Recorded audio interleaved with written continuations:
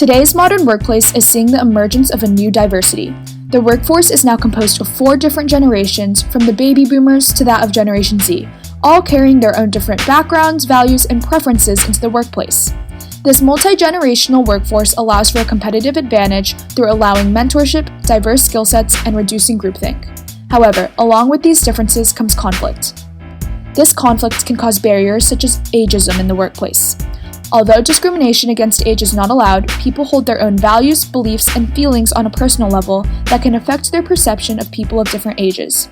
In order to further research the challenges that arise from a multi-generational workforce, our group interviewed people from different generations about their experiences with the challenges in the cross-generational professional world, such as always changing technological advancements, differences in work ethic and balance of a work life, differences in approaches to authority, and communication preferences.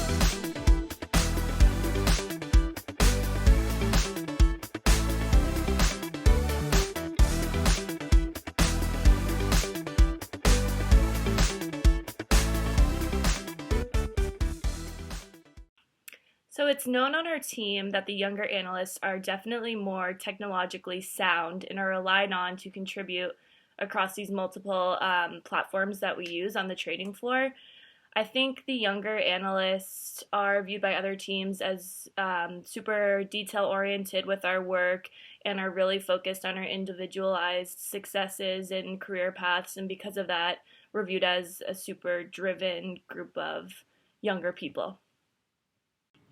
There are definitely natural hierarchies within my firm, as the more senior people have greater work experience over a longer period of time and just fall into those more important roles. They're more delegative roles that they'll assign tasks to associates, who assign tasks to then analysts, and it works down the food chain that way. However, there's definitely a level of mutual respect at my firm that no matter your title or no matter your length in work experience, people are valued for what they can bring to the table. As a result of the number of generations within the workforce, many employees face barriers surrounding different generations' approaches to authority. For example, research shows that the boomer generation typically questions authority and tends to equate authority with the amount of time worked. Similarly, the members of Generation X are skeptical of authority and often test and reject the "do it because I say so" style of management. According to an experiment completed in Belgium that researched the differences in perceptions of different generations, millennials are innovative. However, they do not have a lot of experience, influencing them to seek support from higher positions. Additionally, millennials expect a certain amount of respect in return for their contributions. While Generation Z has just recently entered the workforce, Wharton researchers explain that they typically expect a close relationship with people of authority. These generational gaps in attitudes towards authority often create issues with communication when addressing projects and solutions. Therefore, recognizing and solving problems of utmost importance can be difficult in a multi-generational workforce.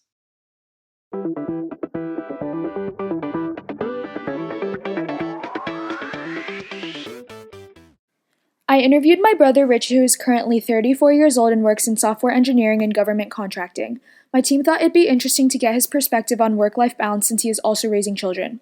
I asked him to give background on himself, and he thought I was talking about the different Zoom backgrounds he uses for his remote working, so I just let him go with it. Let's do some fun background. So I'm now in the cockpit of the Millennium Falcon, and so when the first time I debuted this background, I put on my Chewie costume. And if I wanted to switch things up and be a little bit more serious, I go to the White House, right? So I'm now in the press room of the White House, and when I debuted this background, I was wearing a suit and a tie and everything. I was just, trying to make things fun a little bit. I've got other backgrounds too, pirate ship. Or maybe like I could be out of fire, so I can change things up.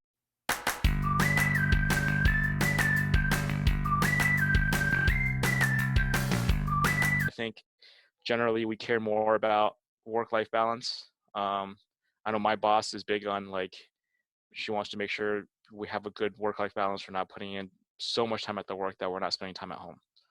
So there's definitely a priority given to work-life balance, because if you're not happy at home, then you're not a productive employee. So we want to make sure, employees for a business are productive, they're happy, they're able to get their stuff done. In the older generation, so I'm talking about like boomers, there was an expectation that if I proved myself in my job, so if I put in the time and if I worked hard, then the company will either reward me with either a promotion or like, merit increases and whatnot. So I think this is also part of the reason why you see a lot of people in the older generation sticking with one company for more than 20 plus years. There's definitely differences between, the newer generation versus the older generation.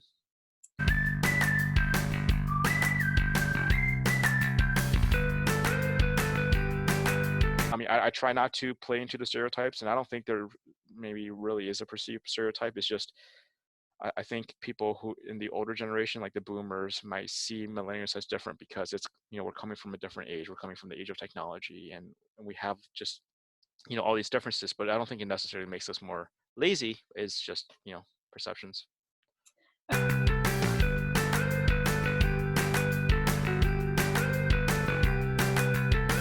So I think work ethic is a measure of the quality of the work.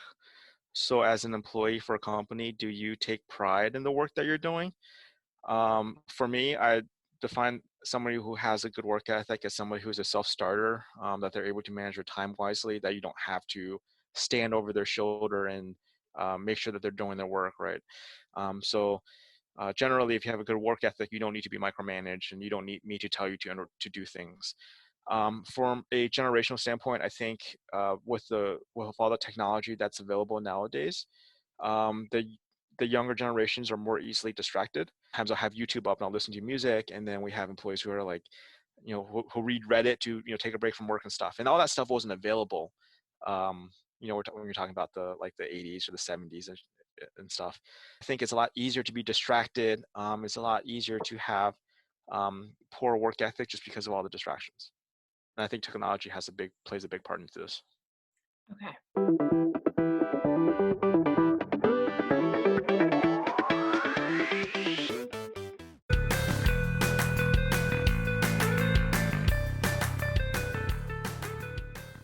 I think for me, I find pride in the work that I'm doing. I find that if I'm able to release a product that's able to help the end user, then uh, it helps me be satisfied. From a personal standpoint, like I don't like big changes, and I don't see myself moving jobs very often. So in the I think I've been in the workforce for 11 years. I've only had 3 jobs. So I'm not the type that like jumps around from job to job because um, I want to be able to improve myself in my current position and be able to help the company in my current position. I'm also at a life stage where I have young kids. So being able to like maximize the time that I spend at home instead of commuting is a very big deal for me. I think I'm fairly engaged at my job, and I don't know if this is a generational discussion though.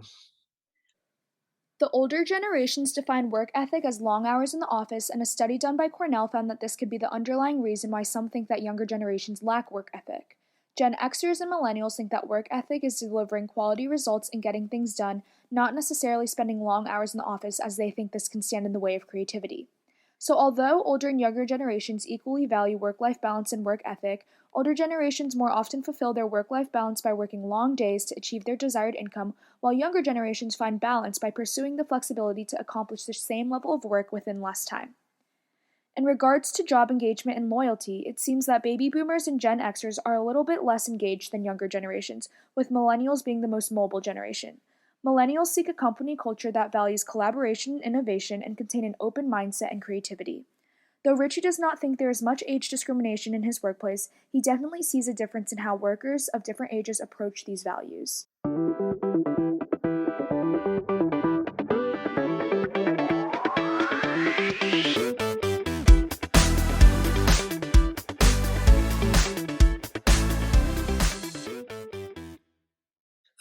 I'm a corporate lawyer, and so I do a large amount of transactions in the technology space.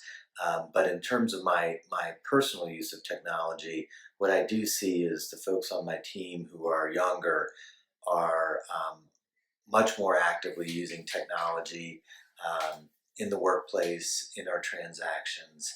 And as the workforce dynamic gets older, they tend to use it less. I happen to, even though I am on the older side, I tend to use it a lot because I have an interest in technology. But I would say I am the exception rather than the rule. Through our research of different generations, we see that older and younger generations' values are the same when it comes to tech. However, older generations are not adapt to it, and therefore use it sparingly, and prefer not to use it when communicating. As you look at the workforce, the older workers use it less and had a little bit more difficulty picking it up, whereas someone who is just entering the workforce is very facile at all of the social media and even LinkedIn. LinkedIn is one, is a business tool. I do see more people using that, but the younger people, that's kind of something that they would use very easily. The challenges we see with tech is the inability for older generations to pick it up, and the younger generations not being willing to connect through other means. But the challenges from generation gaps are far from over.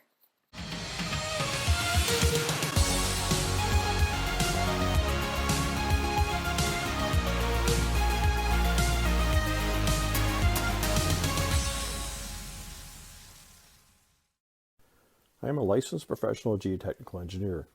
The majority of our projects are reports that provide recommendations for use to design foundation systems for buildings, roads, bridges, and dams. Each of these projects is assigned to a principal engineer and a project engineer. Principals tend to have at least 10 years experience as well as a master's degree. Project engineers tend to have up to 4 years experience. Likewise, in addition to being the responsible engineer in charge, principals are charged with mentoring young engineers in the various types of foundation systems and construction. They also teach them about being a trusted advisor to clients, in addition to project management in terms of budget and schedule while mitigating the firm's risk. As such, there is a constant give and take between the generations. Having a mentorship between generations allows for a constant state of learning, in which returns eases tensions between co-workers of different generations and allows for a more inclusive work environment. Throughout our research, we found that values and expectations between the generations of our selected interviewees vary, but so does the bias between generations. Some of our respondents felt that the multi-generational workforce is enhancing their work experience, while others felt that it was difficult to balance expectations of workloads and discern how teams should work together. These positive remarks regarding the benefits of a multi-generational workforce support the importance of diversity. However, they do not support the arguments made throughout the majority of our research. Every generation brings something different to the table, and engaging a workforce to notice these challenges and providing opportunities to recognize bias is critical to organizational success and the lessening of generational gaps in ageism. As a result of these generation gaps, challenges such as ageism and difficulty communicating arise and cause issues within the workforce for both the higher and lower level workers. While researching this imperative issue, our group began to discuss potential solutions in order to remove the biases, divides, and challenges that ensue from generation gaps. For example, the issue of differences in the use and understanding of technology could be solved through incorporating a uniform platform for both communication and completing work. Despite the differences in understanding, the company can satisfy the needs of different generations through using Skype as a communication platform while incorporating weekly meetings to appease the need for face-to-face contact. Many people believe that younger generations do not always value the wisdom and accumulated experience of older generations. Therefore, another solution to reducing ageism could include promoting companies to incorporate mentorship programs. These programs will allow for both generations to learn from each other and combine different perspectives in order to generate innovative ideas. Understanding the different preferences and applying these changes will allow for the corporate world to find better success more efficiently and effectively.